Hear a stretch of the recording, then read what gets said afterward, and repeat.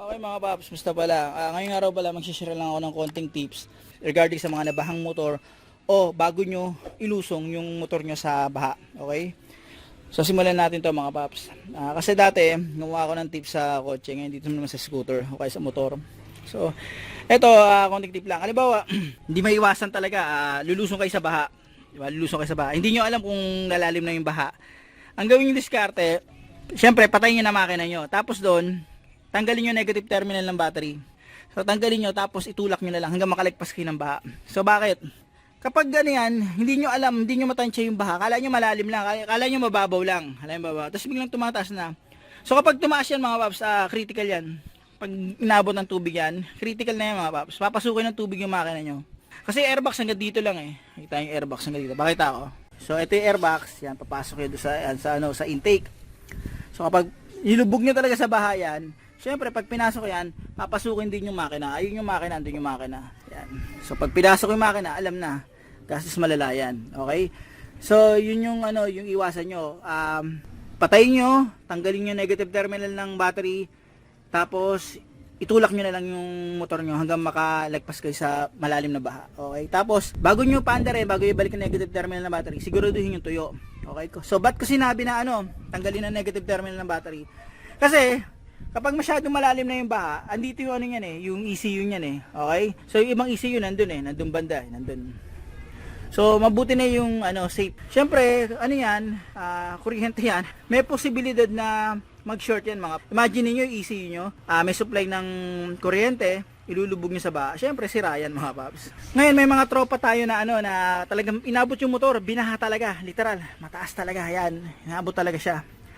So pag ganoon na nangyari, syempre wala nang magagawa doon di ba? Hindi na maitatabi.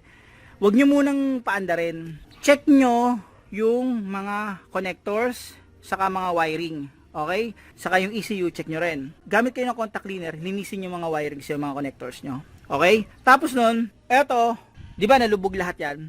Gawin nyo, linis. Automatic yan mga paps. Linis ang panggilid. Okay? Linis ang panggilid. Check gear oil. Palit na rin ang gear oil para sigurado. Saka langis, palit ng langis. Linis ng preno, yan, harap at likod. Tapos, yung spark plug cap nyo, saka spark plug, double check nyo rin. Okay, para sigurado. Siguraduhin yung tuyo, mga paps. Bakit ko nasabi na kailangan linisin to? Pag yan, nilubog nyo sa bahayan, pag pinasok ng tubig yan, yung pinagkakabitan ng mga pulley yan, kinakalawang mga paps. Kinakalawang, lalo na pag pinabayaan nyo. So pag nilubog nyo sa baha o nilubog sa bahayan yung scooter nyo, linis mang gilid, tuyuin yung maigi, siguraduhin yung tuyo. So dito naman tayo mga paps. So yung sinasabi ko, yung lubog talaga, di ba? So kapag nalubog sa bahayan, eto tanggalin nyo to. Tanggalin nyo to, tanggalin nyo rahap. Kahit sa ibang scooter, tanggalin nyo yan. Tapos double check nyo yung mga connectors saka yung mga socket. Kuha kayo ng contact cleaner, linisin nyo. Okay, so dapat doon tuyo, walang basa.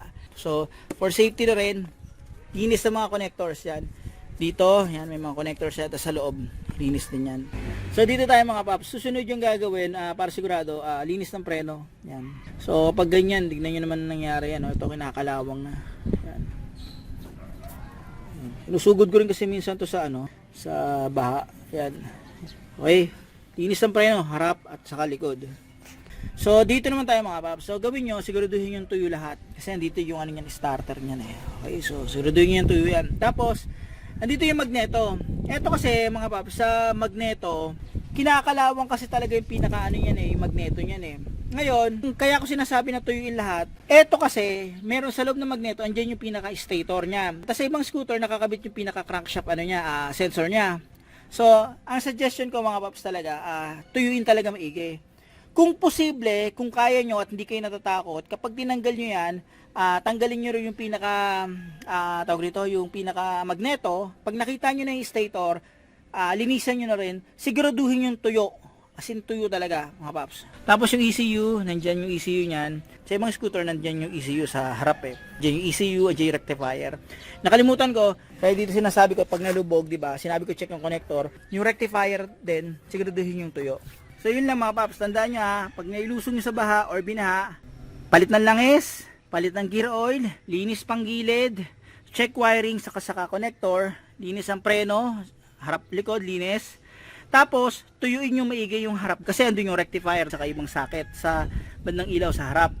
Sa stator, kung posible, sa magneto, tuyuin nyo rin, okay? Kung posible lang naman na matanggal nyo yung pinakamagneto kasi critical din yun kapag tinanggal nyo baka mamaya masira yung thread, lalo kayo mahirapan kasi may pagkakataon na parusang tanggalin yung yung magneto yan, yung airbox, yung air filter, palit na rin. Nakalimutan ko pala mga paps, sa ibang scooter check nyo rin pala yung coolant at saka linis din yung radiator. Halos parehas lang ng konsepto sa 4 wheels saka sa 2 wheels, mas nga lang medyo komplikado pagdating sa 4 wheels, okay? Paano mga paps, hanggang dito na lang yung video na to. Kung meron kayo ilalagay na tips, lagay nyo lang sa comment section.